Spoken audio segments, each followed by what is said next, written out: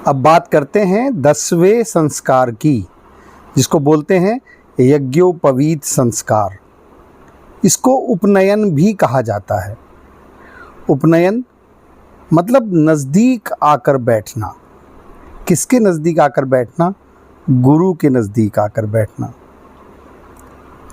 बालक के पिता बालक को गुरु के नज़दीक ले जाते हैं और गुरु उस बालक को शनैः शनैः शास्त्र के नज़दीक ले जाते हैं और शास्त्र उसको ब्रह्म के नज़दीक ले जाते हैं।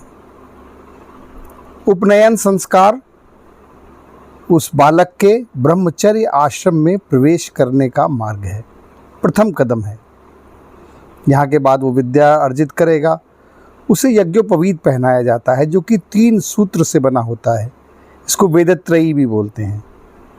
इसके अतिरिक्त कहा जाता है कि 3 प्रकार के ऋण होते हैं व्यक्ति पर, जिनका इस संकल्प लेते हैं कि उन तीनों ऋणों की पूर्ति मैं अपने जीवन में करूँगा। क्या ऋण होते हैं वो?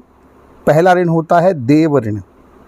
देव यानी सूर्य, चंद्रमा, वायु, इस प्रकार जो भी देवता हैं जिनके कारण हमें ये जीवन प्राप्त होता है, इस जीवन का समस्त सुख प्राप्त होता है, उनके प्रति भी हम अपना धर्म करेंगे। हमारा धर्म क्या होता है? उस ऋण की पूर्ति कैसे होती है?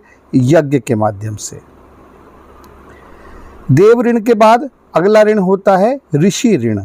ऋषि यानी जो ज्ञानी लोग, जो ज्ञान देने वाले शिक्षक, गुरु, ये लोग जो जीवन में आते हैं, ये इनका भी ऋण हमारे प्रति होता है।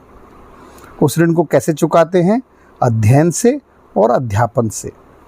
तीसरा ऋण होता है पितृ ऋण, यानी जो हमारे पूर्वज, माता पिता, जिनके द्वारा यह शरीर मिला, यह जीवन मिला है, उनका भी ऋण हमारी ओर होता है। उन ऋणों की पूर्ति होती है हमारे द्वारा श्राद्ध किए जाने से। इस प्रकार ये तीनों ऋणों को पूर्ण करने का, इन तीनों ऋणों से उऋण होने का संकल्प लेते हुए उपनयन संस्कार के माध्यम से जो जातक है वह ब्रह्मचर्य आश्रम में प्रवेश करता है।